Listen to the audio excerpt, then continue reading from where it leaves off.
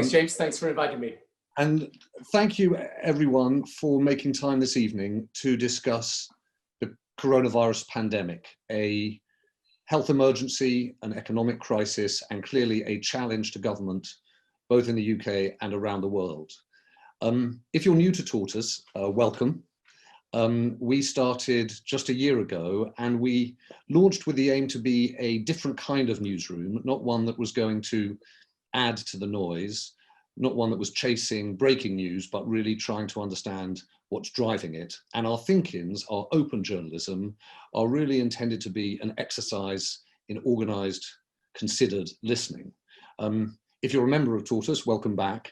Tonight we had about 2,000 people sign up for the ThinkIn, and that created, frankly, a happy headache for us. We were trying to work out, how do you do a ThinkIn? How do you create a forum where we can try and hear as many points of view, as many different opinions as possible, and not just add to the noise, particularly when we're doing it on Zoom. So, as you may know, we wrote to all of our existing members. Dozens and dozens and dozens wrote back with observations, opinions, questions for Tony Blair. I'm going to try and weave in as many of them in my questions or in person in the course of the coming hour. We've also decided not to use the chat this evening. We've discovered that in our think-ins, where we have hundreds of people involved, the chat stream just becomes a torrent of text, and neither Liz Mosley, our members editor, or I could really use it to inform the conversation we're having. Of course, all the points that have been put to us, we're going to pass on after the ThinkIn to Tony Blair's team and to Tony and to his office. And if you've got things that you want to say, observations that you think are worth making, do just email me, james.harding@tortoisemedia.com. james.harding@tortoisemedia.com. All right, so enough of the small print. Tony, let's come to you. We're going to want to come to some of the things you've been discussing publicly in the last few days, particularly around the UK government's response and also the scale and the need for global leadership. But can we just start by taking a step back, if you like, and trying to assess how you think the world is going to change as a result of this pandemic? And specifically, I suppose, how the world of government and politics will be changed by it. I think you can say, first of all, James, thank you very much for having me, and welcome everyone to this ThinkIn. I think you can say for sure that the change will be dramatic, but I think it's much more difficult to describe exactly where it will lead. My feeling is that there will end up being a battle. So some people, for example, will say, you know what this pandemic shows you? It shows you that individual countries are far too dependent on globalization, global supply chains. We should look after ourselves. We should be repatriating a lot of industry. And you get an anti-globalization feeling, right? But there could be a counter, would certainly be a counter argument to that, which is to say, look, the global supply chains and our global trade integration over years has brought us enormous benefits. What we should do instead is work out better ways of global cooperation so that, for example, we can prepare much better for the next pandemic. And that's best done by pooling our resources internationally and globally and looking after each other as well as ourselves, because it's in everyone's interest to do so. So that's one argument that I think you'll have, the nationalism versus globalization argument. And then the second argument, I think, is when we emerge from this, so the landscape is going to look really different, economically particularly. And no one can be quite sure at this point in time how profound the economic damage is, but virtually everybody I talk to around the world says, this is worse than anything we've ever seen in our lifetime. So how we recover is going to be a vital question. Now, I think, again, you'll have two dividing lines in the argument. One group of people will say, what this shows you is that the pandemic has exposed the inequalities, the inequities, the injustice of the existing system. We need a fundamental reform of the way that we work. And other people will say, all we need to do is get things moving. the single most important thing is to get economic growth. So I think you'll find arguments that we were having before the pandemic are thrown into sharp relief by it. And that nationalism versus globalization, equity versus, moving the economy, if you like, that type of argument around the degree and role of the state and so on. I think all of those arguments we were having before, but I just think we're going to have them in a much more acute and sharpened form. Now, how that ends up, I don't know at the moment. I don't think you can tell until you can look around the landscape that you see once you emerge from the tunnel of the crisis. And Tony, is it challenging or changing your thinking? I'm thinking specifically of that first difference between globalization and nationalism, if you like. You think back 10, 15 years ago now, you were the one making the argument for a politics that was essentially between open and closed, more than left and right. And you were certainly seen as the voice of openness to the world. Are you beginning to have second thoughts about the extent to which that openness makes people vulnerable? I think what I would say is it's important to protect your own people. So I can see a case for saying, look, going forward, the last thing you want if this happens again is to be scrabbling to go and buy equipment from wherever you can in the world. And it's pretty much the Wild East right now, not the Wild West, but it's a very, very,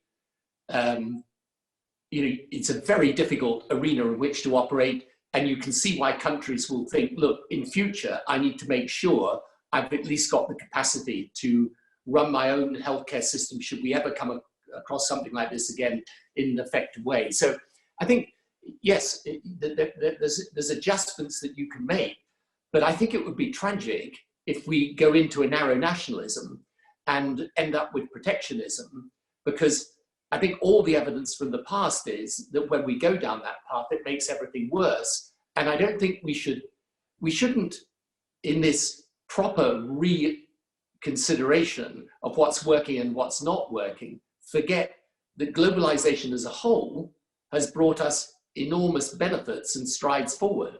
And certainly, for example, when I know we're going to talk about Africa a little bit later, but when the world got together 15 years ago in the 2005 G7 summit and make a big commitment to help for Africa, you fast forward 15 years, you can see the benefits that has brought for people on that continent.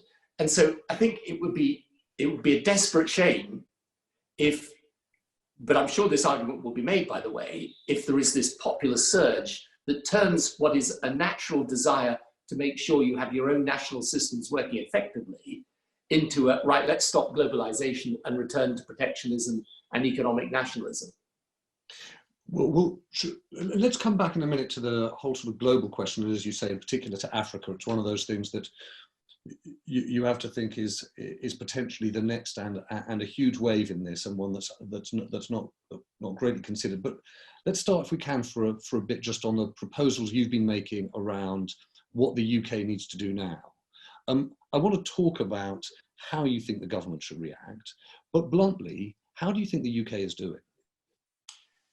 Well, first of all, this is the most difficult challenge any government has faced.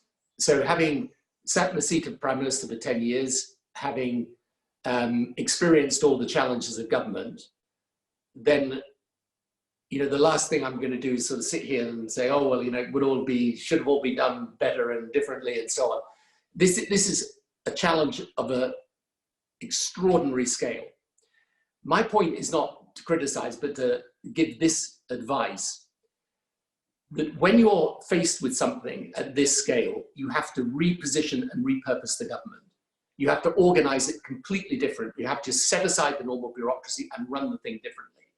And my anxiety is that in the phase of this that is suppression, because you've effectively got two phases: suppression, lockdown to reduce the disease and get it under control.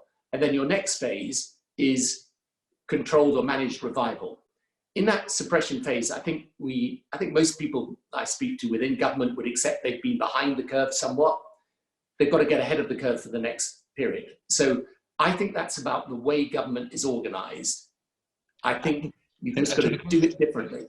And just can I just get some clarity about what you mean on that? Do you mean, for example, we've had some questions, Deborah Brock wrote in, Ian Ridley, members of Tortoise wrote in and said, are you saying then that you think there should be a government of national unity? And if so, would you be happy to be a part of it? Or are you saying, actually, no, what we think is we need to recruit people who have an external expertise and who can deliver on particular tasks? Or are you saying there needs to be a restructuring inside number 10?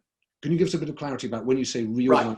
So what I mean by this, leave aside sort of the governments of national unity and so on, because I don't think that's realistic in the present circumstances. But so what I would do if I was back in government. By the way, just out of interest, do you think it would be desirable? Whether it's practical, do you think it's desirable to do that? No, I think if I was in government today, I'd want to involve the opposition as much as possible, because I think, why not? This is a national effort. It's a national endeavour. Whoever's in power, this is not an ideological matter to deal with.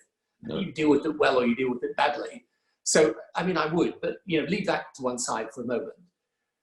So, what I would do is take the key component elements of a successful fight back on this. So, for example, national testing and tracing. For example, making sure that you have every business sector prepared for what will emerge afterwards. Making sure, for example, that in respect to technology, you have a system capable of absorbing all the different ideas and innovations that are coming into the system, looking at them and utilizing them effectively. For example, making sure that you're building a community volunteer force, because a lot of what is going to have to happen will require at a local level the capacity, for example, to go out to test, to collect tests. There'll be a whole series of things. You can segment them out. And each one of these things is, we list about 10 in the document we published. Each one of these things in the current circumstances requires a kind of mini government department. So what I'm saying is you want to take your 10 best ministers that you've got, doesn't matter what they've been doing, or pull back people who've been in government before, right? But you want a credible, well-empowered minister.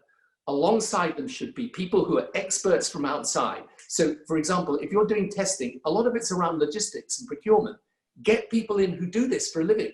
Get people in who are actually running these types of companies. Maybe you have the CEO of one of the large pharmaceutical companies sitting alongside the minister and other people who are expert in the elements of this. And then you want a team that is doing literally nothing but that.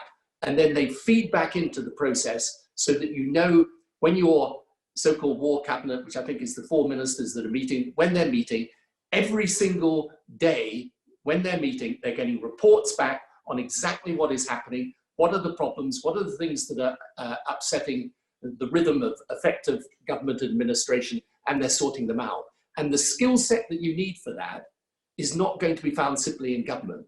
I would also have a whole group of people working together as one unit, doing nothing but absorbing every single lesson that is coming from other countries. Lessons around what's working and what isn't working, lessons around how they're managing to ease the lockdown, lessons around diagnostics and therapeutics and what might work and what might not work.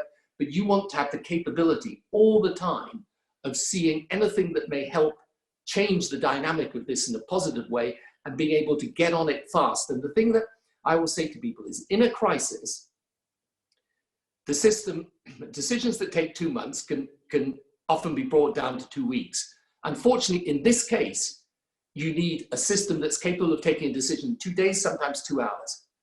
And you need to make sure that every single person who's coming at you with ideas to help, that you have the capacity to absorb those, to assess them, because let me tell you what will be happening.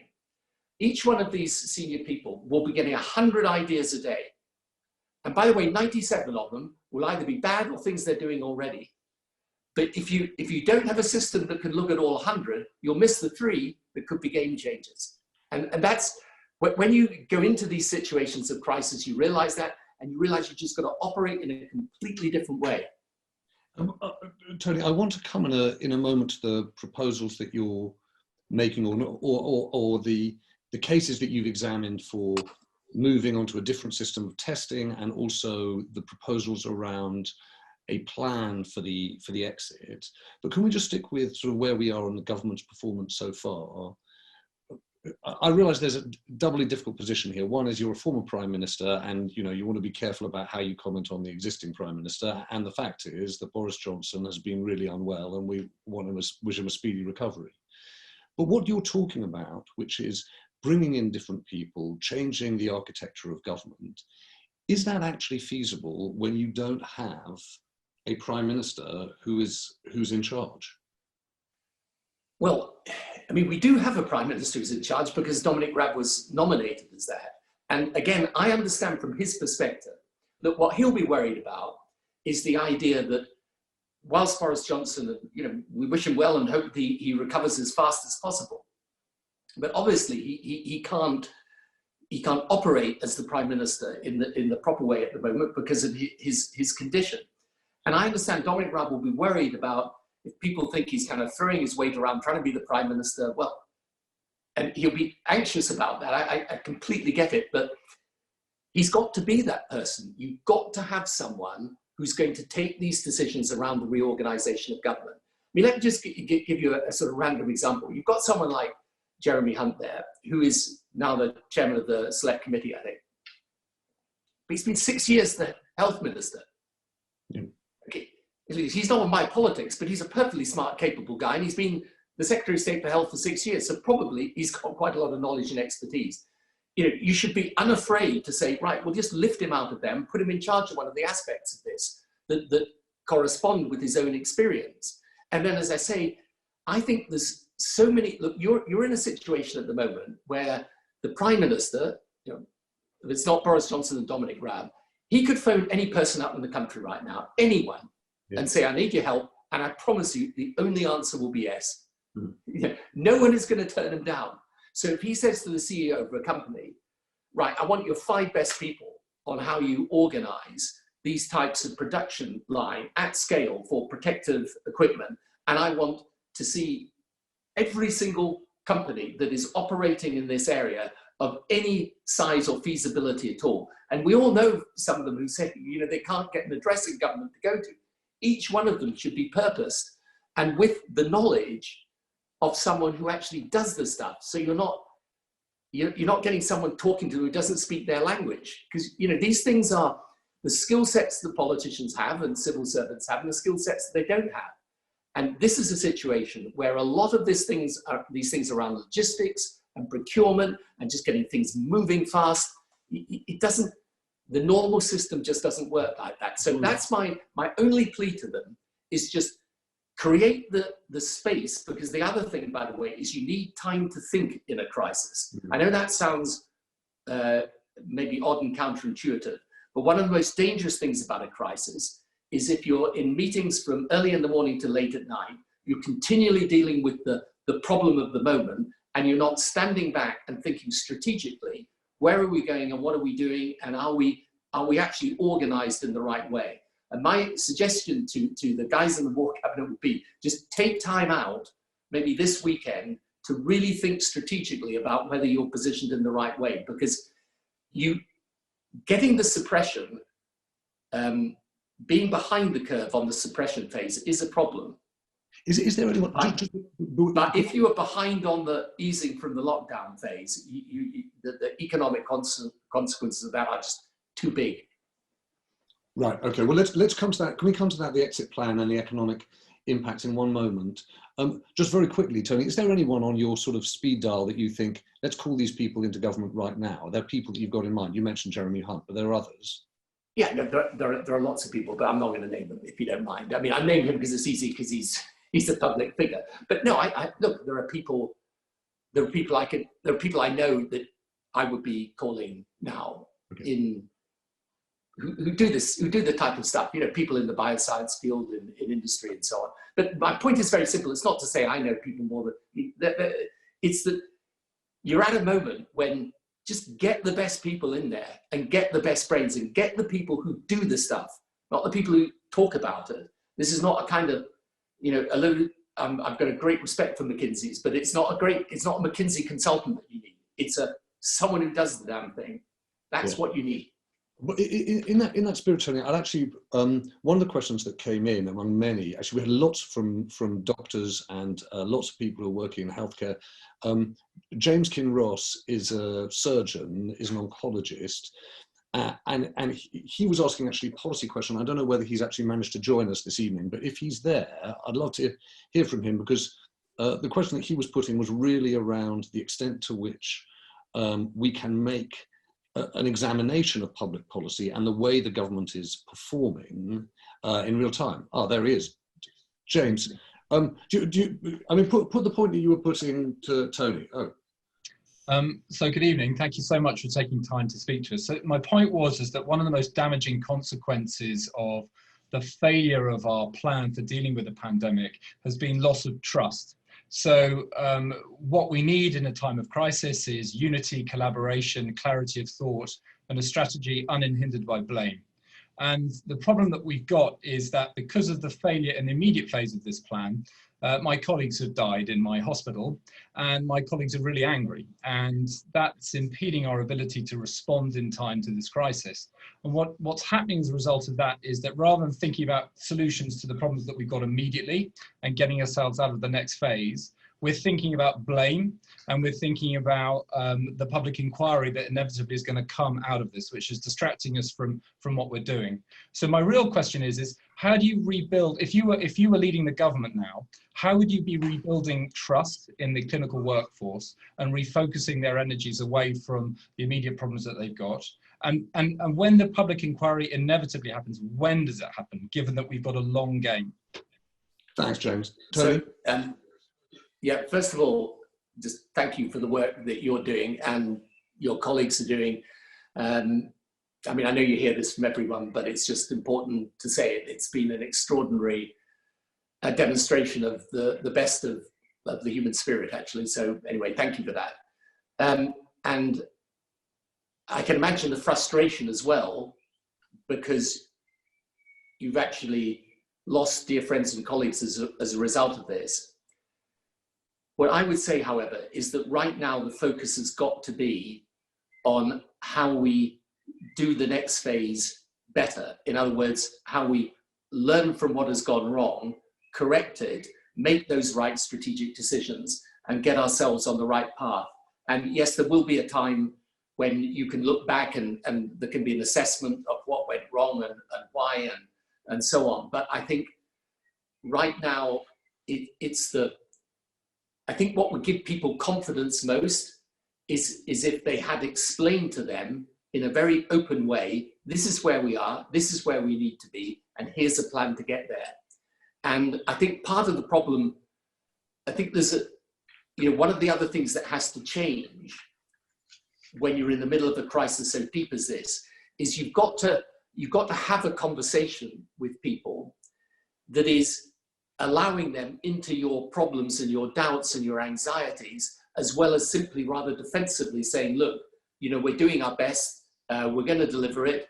And then you just get into this, as you say, you get into this kind of blame game, which really isn't at this moment something that is going to yield very much for us. So my view is that the way you kind of rebuild the trust is to say, look, we know we've fallen down on these following things. Here is a plan in order to put them right. Here is how we're restructuring government in order to make sure that happens. And our commitment to you is that the future as we go forward is going to be different. So I think honestly that is the only way that they can do it at the moment. And I think otherwise you end up in a situation where you have a row without a lot being produced out of it. And I completely understand, by the way, why that happens, but that's my honest opinion. Tony, on that, can I just pick up on that? You'd be amazed, I was amazed certainly, how many people actually wrote in to ask about the handling of the daily news conference, right? Wasim Mustafa, Rebecca Atherley, Rod Carlton, all of them wanted to ask you, how would you handle that daily moment? Is it working? How much bad news do you deliver? What's the best way of handling that communication with the public on a daily basis? Treat them like adults. But understand there isn't another topic of conversation in the country. I mean, this is one of the things which makes this just different from anything else you can imagine. Even the financial crisis. It wasn't that lots of people didn't carry on leading normal lives. Lots of people carried on leading normal lives. Post 9/11, lots of people carried on leading normal lives. No one's leading a normal life. So everybody is in this thing. Everybody is in this conversation. Just be open with people. And I think the other thing is to explain. I mean, I think, if I can say, I think people like Governor Cuomo over in the US has done it well. I thought Angela Merkel's conference the other day was extremely good. The Chancellor actually in Austria does this well as also. It's perfectly possible to go through with people. Here are the problems. Here are the challenges that we're coming up against, and this is what we're trying to do to overcome them. And people understand that. But this is a bit like when people say, "Well, don't discuss the exit strategy because we're just in the process of lockdown." No, there's no harm in having those conversations together. There's, I think, very few people who don't understand that this is very serious. Yeah. So there's no harm in having that conversation with them. Just have it openly. Well, why don't we do exactly that? Let's discuss the exit strategy. People who logged on at the beginning will have seen some of the slides from the work that you and your colleagues at the Institute for Global Change are doing, particularly around how that might work, how containment might work, shielding might work. I mean, it's really striking. You're opening up the idea of an earlier opening of schools, a staggering of how different people, depending on age, are handled. Will you talk through just how you would communicate to the public now what the plan for the exit would look like? Yeah, so first of all, you shouldn't open up until this suppression phase is over, until, in other words, the scientific and medical advice is you've got on top of the disease. So there's no, when people say, do you open in 3 weeks? Do you open in 4 weeks, 5 weeks? My answer to that is, it depends when you get the reproduction rate down to the point that it has to be. So there's nothing that should interfere with that. But then when it comes to the question of how you do this controlled revival of the economy, I think you've got to look at it sector by sector. And in respect of schools, for example, over the next few weeks, you will have examples from around the world where schools have been reopened. You will have the opportunity to consult with teachers and others as to what is the right way of opening up a school. What measures do you have to put in place in the classroom for the school in respect of the parents? So you do it by sector by sector. What is the transport, for example? If you're going to have transport running in a way with more passengers, what's the right protocol you're going to have to put around that? I think there's a whole set of questions, and I've been saying this around. You have to have the capacity to do mass testing in order for your controlled easing of the lockdown to work properly. And then, can I just pick you up on that? Can you just explain your view on mass testing? Because what we're hearing so far is that these antibody tests don't work, or at least don't work to the standard that the government thinks is acceptable. Yes, so my institute produced a paper on this yesterday. There's a vast debate about this antibody testing, and it gets very complicated at certain points. But the truth is that the antibody tests are more accurate depending on at what point in the pathway of an individual's disease you have the test.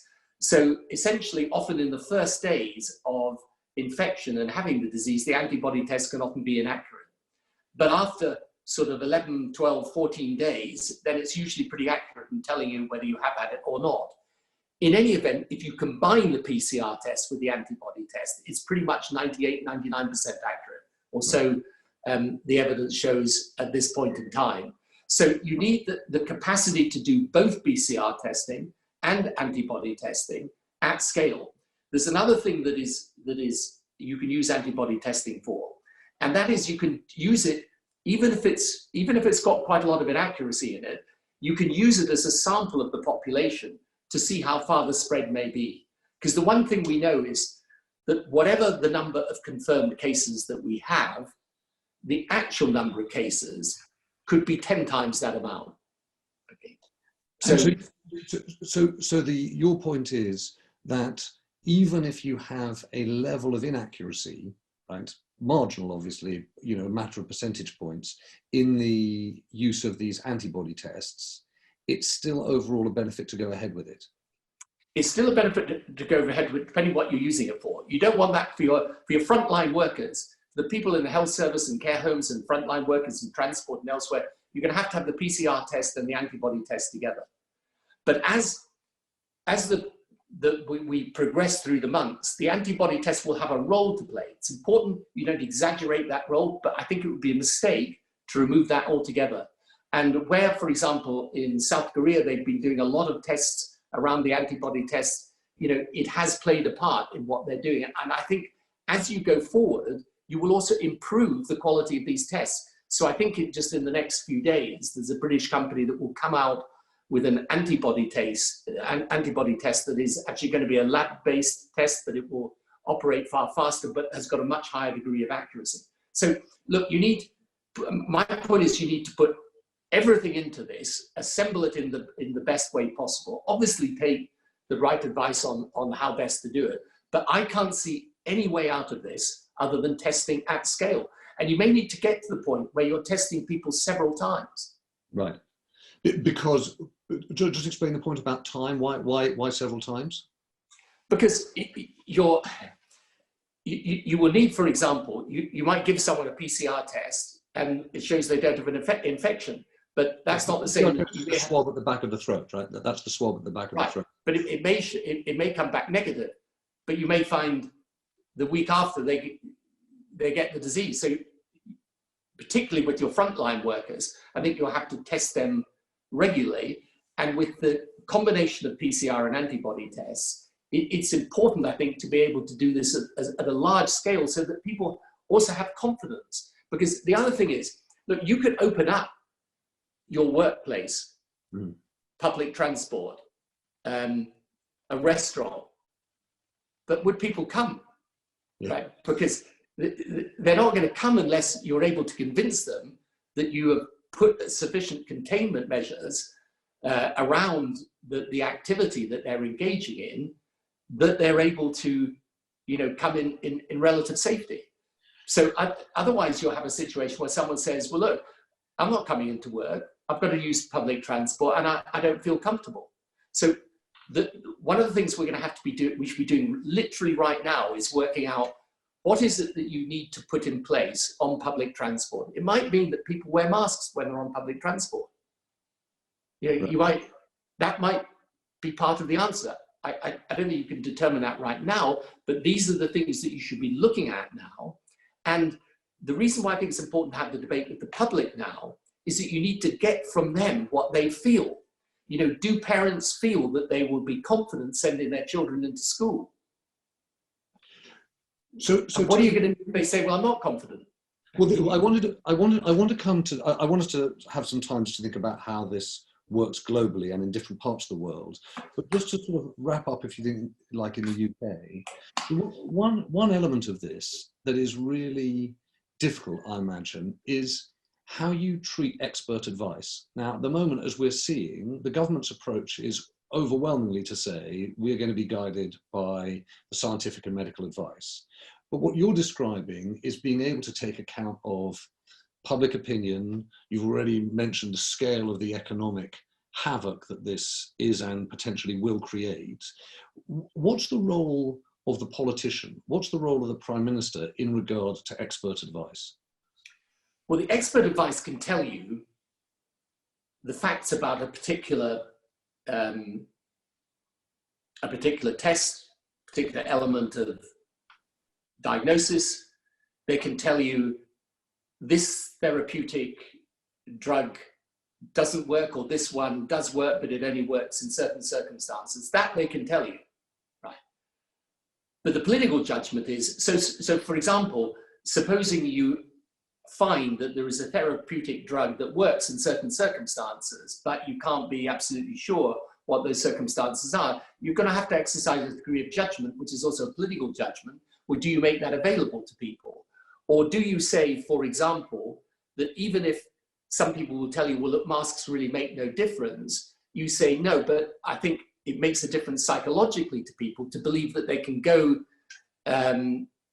if they go into their workplace and people wear masks when they're there, at least for a period of time, that people get comfortable with that. So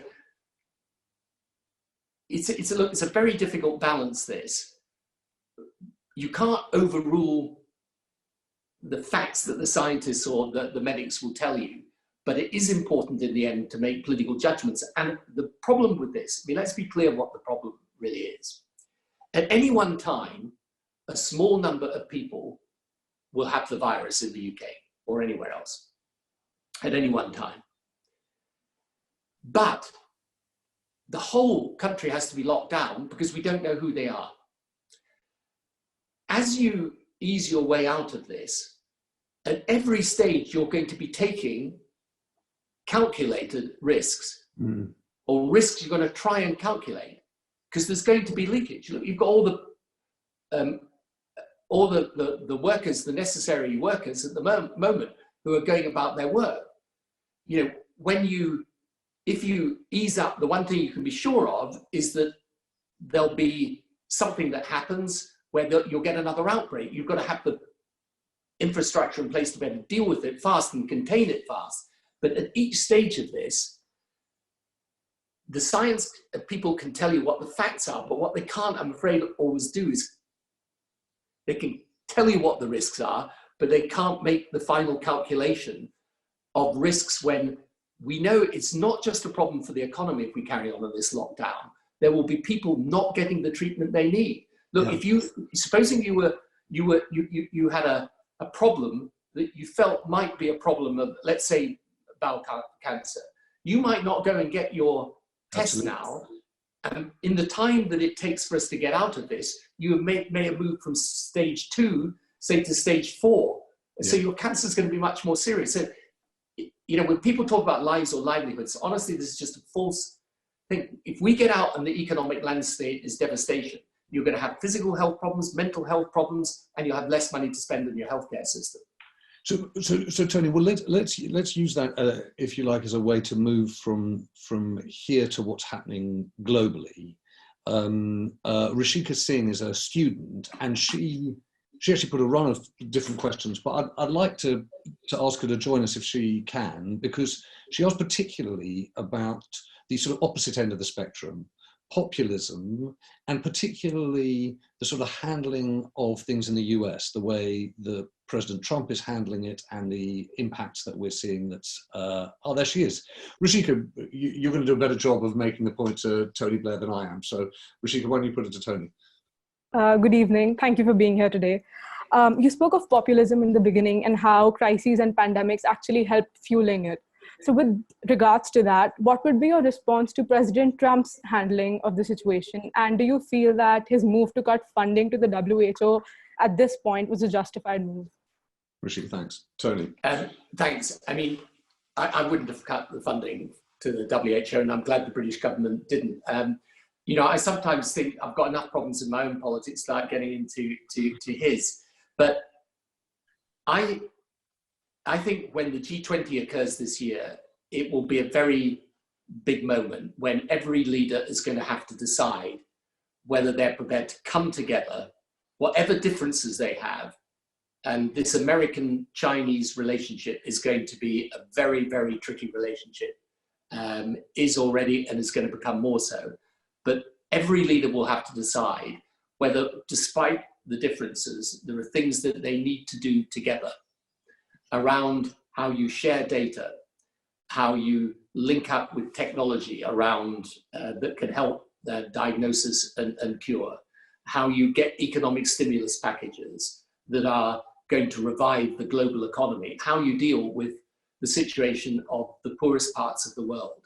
So I hope that whatever temptations there are in the way of politicians going ultra-nationalist on this, that they recognize that there is going to be a necessity for global coordination and that they come together around the G20 late in the year, I think it's November, and put together a framework that allows that global coordination to happen. Because otherwise, I think this crisis will be worse for us all, and I think we will be ill prepared for the next one. Rishika, thanks so much. Tony, can I just press you though, without being personal about Donald Trump? I have to say, to my mind, I look at this and I think we're witnessing the end of the American century. That I can't think of a time where there's been a global crisis, certainly in my lifetime, where you've seen neither assistance, nor instruction, nor example, nor even actually much of an interest from America in what's happening in the rest of the world. And do you think that this is a moment where America's influence in the world is seeing a decisive decline or turn? I think you've got to be, look, I may be completely wrong on this, but I think you've got to be careful of this, James, because America still remains the most powerful military in the world. And, well, you can debate whether it's a bigger economy than China or not. It's going to be still a center of enormous innovation.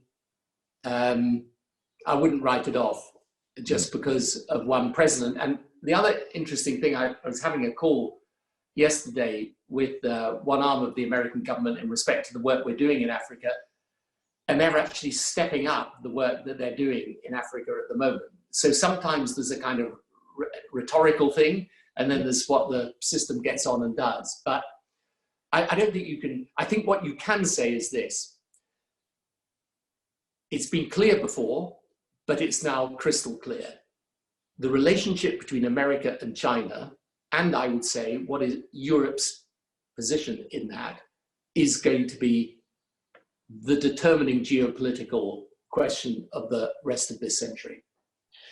You just touched on Africa, and I really do want to hear what's happening, not least because, of course, your institute has done a lot of work in Africa. It put out a note, I think, a week or so ago saying its real focus was on how it was going to assist African governments and African leadership. You know, the fact is that, as you say, there's only one conversation in this country, but it's really about ourselves and our country. What's your read on the scale of the risk in Africa, and what's the potential and viable response of African governments? Yeah, so the Institute basically has teams of people who live and work in the country, or work alongside a president or prime minister's team and help those governments reform. And so we're in about 17 different African countries, and so we have a large presence there. The problem for Africa is the diseases come mainly imported into it from people who have come into the country from abroad. They're at the beginning stages of this, most of them. They've got chronic shortages of equipment. Now, some of those shortages are being addressed, but they're still there. It is extremely difficult for them to do the kind of lockdown social distancing that we're talking about. And one major problem is if their economies seize up as a result of measures of suppression, they will interrupt the food supply chains, which are critical for people to survive and survive on a daily basis. I mean, it's when you see some of the poorest parts of Africa, you realize despite all our problems, how lucky we are in countries like this. So their healthcare systems are already under strain from many other things and poorly prepared, and they can't really afford to lock their economy down. So what we're trying to do is come up with realistic measures on testing and tracing and trying to suppress the disease, whilst keeping those global and regional and national food supply chains going, because otherwise we will lose more people to hunger than we do to COVID-19. And this is when I spoke to the head of the World Food Programme a couple of days ago, he was very, very explicit with me about this. He said, unless you keep those global supply chains going, that problem is going to be much worse for those African countries than COVID. There are a bunch of questions, Tony, that come to us about how you coordinate leadership globally to address the kind of problem you're dealing with. Because, you know, to hear you speak about Africa, frankly, it's quite alarming to think about the scale of the problem and how difficult it will be to address it. One of the questions, I mean, Tom Hunter was one of the people who said, you know, where should you go to look for global leadership? And it's confusing because you talk about sort of reinforcing the G20, but actually, you know, people like me would look at that and think that seems to be kind of an intergovernmental organization. It's dogged by lots of different political agendas. Is there a way that you could bring in very different groups of the powerful, if you like? So not just government, but the world of the sort of Gates-style foundations, also the world of some of the big tech or financial institutions. Is there ever a moment where you think there is a convening that needs to happen that brings in people that are government, non-government organizations, business, and the big money philanthropists? And if so, how would it look? Yeah, no, sure, you definitely can do that. You should do that. I mean, the only thing I say to you, James, is my experience is that you need a certain forcing event and impetus given from the big government players. So, yes, of course, you're right. I mean, G7, G20, they've got all their different problems. But for example, when we did the 2005 Gleneagles Summit, and we trebled aid to Africa, George Bush put together the PEPFAR program, which is probably the largest life-saving program that the continent of Africa has seen. And then we raised, you know, the bar, as it were. That then spun off a whole lot of other things alongside it. And so the Gates Foundation is far better able to work on things like vaccines and preparedness for global pandemics because of the money that governments have put in over the years, including our own government very substantially, and not just when I was in power, but obviously with Gordon and actually with David Cameron as well. You know, it's been of huge importance, the government role to pulling in these other sectors. But yes, you're absolutely right. We should do that. We should be looking, for example, out of this in Africa. And I've got a whole group of people looking at this now, not just here in the UK, but in America and elsewhere and in Africa. How are you going to, when you come out of this, how would you use some of the technologies that are being developed to allow Africa to circumvent the legacy problems of you know, the West systems? So, for example, even before the pandemic, one of the most imaginative financial payment systems was actually originated in Kenya. Yeah. You know, the M-Pesa system. Yeah. You know, how do you, for example, how can you use technology to help improve healthcare systems, improve agricultural produce and yield? You know, how do you get the world community outside of government working together to bring new energy and ideas and innovations to Africa? Yeah, absolutely. I mean, you should do this, you know, without everything having to be funneled through government. But I do promise you this, without the G20 this year giving strong directions, it's going to be a lot harder to do. And one thing that they'll have to do, particularly for Africa, is deal with the debt relief problem. Because this year, around about, I think, well over $40 billion will come out of Africa in debt servicing. In the bilateral debt, China's got about a quarter of that debt. I think another large part of it is private sector commercial debt. If you want that debt relief, that is one of the simplest, cleanest, most immediate things that you can do for African countries. And that's got to come from the people sitting around that G20 table. All right, Tony, I want to go back in the last few moments to thinking about how we live next, the point you made right at the beginning.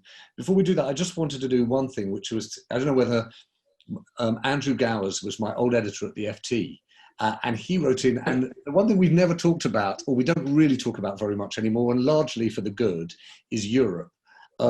But if you, what I'm sure you did, see President Macron's speech and his concern about populism, the risk that this pandemic would rip Europe apart. Oh, there's Andrew. Hello, how are you? Yeah. Hi. Question to Tony. Yeah, I mean, taking everything you say about the G20 being, you know, a vital place for this to be pushed forward, but also taking at face value what you said about the US-China relationship and the deepening problem that is going to pose during the course of this electoral year. Can you conceive of a way of managing the G20 that basically puts the focus on finding grounds for cooperation with China rather than a slanging match. It seems to me that Europe may be better placed to do that, but I'd be interested in your view, and also whether, as it were, global Britain might have a role to play in that. Yeah, no, I think that's absolutely right. I think Europe and the UK should be very active on this. It will depend ultimately on America and China, seeing they've got a common interest. I mean, the way I look at it with America and China is you're going to have areas of confrontation. I don't think there's any doubt you're going to have that. You hope that it never comes to large-scale confrontation, but plainly there's going to be areas of confrontation, whether it's around trade, security, whatever it is. Then you're going to have areas of competition. So technology is an area where they're going to be competing a lot of the time with each other. And then you've got the potential of areas of cooperation. And I think you can develop these areas of cooperation without being naive that there are also areas of competition and confrontation. And I think where Europe and the UK can play a role is trying to craft those areas of cooperation and make the best possible case as to why, in the interests of both America and China, whatever else they're confronting each other over, whatever else they're competing with each other about, these are areas they should work together in. And you know, if you take just the issue of sharing of health data, you know, these are the things where there would be a massively increased possibility of not just finding answers to this pandemic, but for disease more generally, if you had that type of sharing of the data. And what Europe and the UK can do, I think, is without sort of trying to split the difference between the two, but craft the ways through where they recognize that in the end, both they have a common interest, and I think this is this other important thing. There is such a thing called global opinion, and the global opinion is willing them to make an effort on it.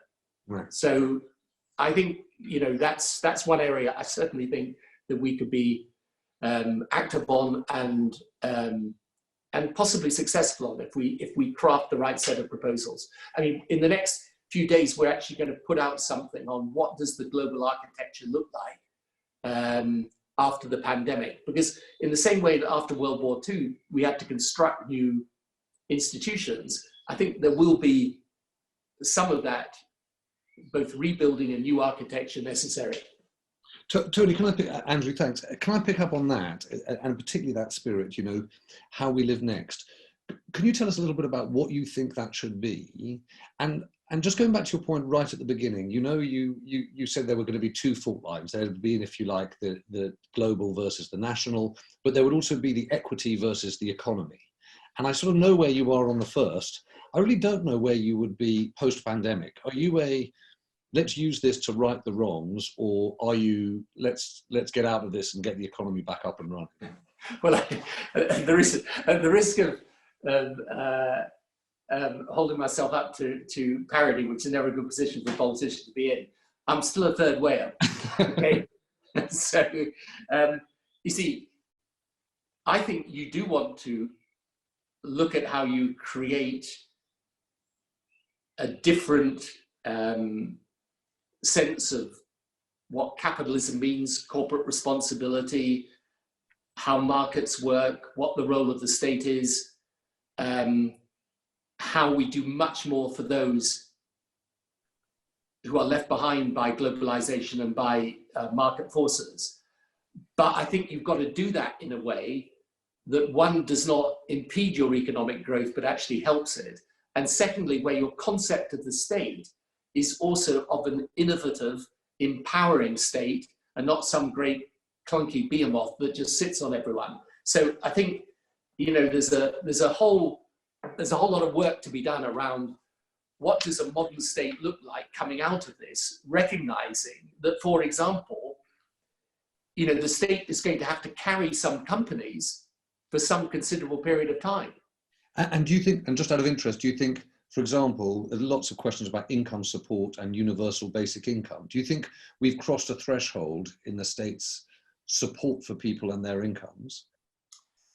Well, I think people want to deal with poverty, but I still think, I've always thought with universal basic income, I'm not against experimenting with it. I just think you've always got to be careful of wanting for someone else what you wouldn't really want for yourself. I mean, most people want to work and want to have a fulfilling purpose. So I think, I mean, I'm perfectly prepared to look at those ideas, but I'm not at this moment persuaded. I am persuaded of the fact, though, that the government and the state is going to have to do much more to carry people through this, because the economy will look quite different.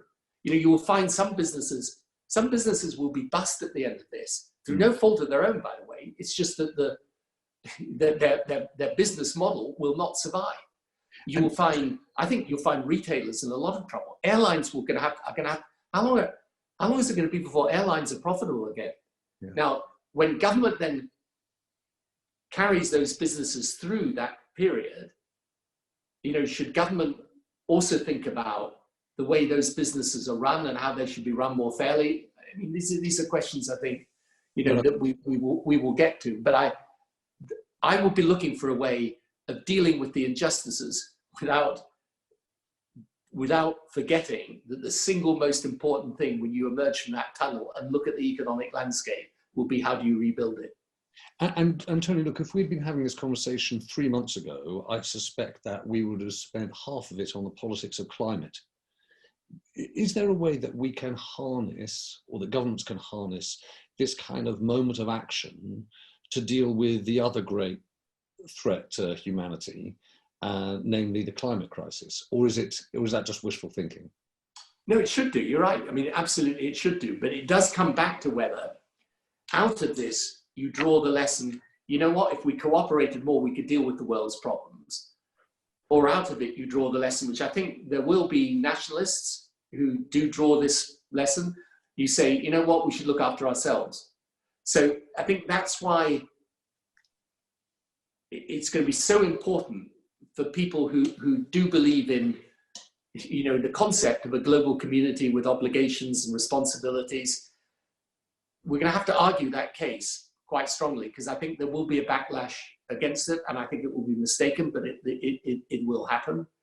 And, you know, we're going to have to be mindful of the fact that if you want that action on climate change, what do? You come back to exactly the points we were making earlier. Without America and China coming together on that, how are we going to deal with it? Without inventing that and accelerating the invention of the science and technology, you're never going to be able to deal with the climate change question. So that, in my view, requires us to be prepared to cooperate together. But getting that sense that you've more to gain in terms of enlightened self-interest means there's more to gain by cooperation than everyone just doing their own thing. That's going to be a big battle at the end of this. Tony, it's 7:30, and we try, even despite my lifelong struggle with punctuality, to end on time. I just wanted to say thank you, because actually to have the chance to sit and think through this together, to talk through the global versus the national, the equity versus the economy, but also think in more detail about how you change government, how we think about the impacts this is going to have on parts of the world we're not necessarily looking at right now, the issue you may mention about hunger as well as disease in Africa, and the thing that you kept saying about how you treat the public like adults, how you try to make sure you regain trust by thinking through and talking through not just testing, but an exit strategy that deals with the economic risks. This has been hugely helpful. Perhaps most helpful of all was to hear you say that whilst you need speed at a time of crisis, that decisions that took 2 months might need to be made in 2 days or 2 hours, you also need time to think. And you've given us in the last hour your time, but also time for us to think about it. And so a huge thank you to you. And on behalf of all the members, and I hope future members of Tortoise who've joined us this evening, a big thank you. Everyone take care of yourselves, wash your hands, have a very good evening. Thanks very much. Thank you. Thanks very much.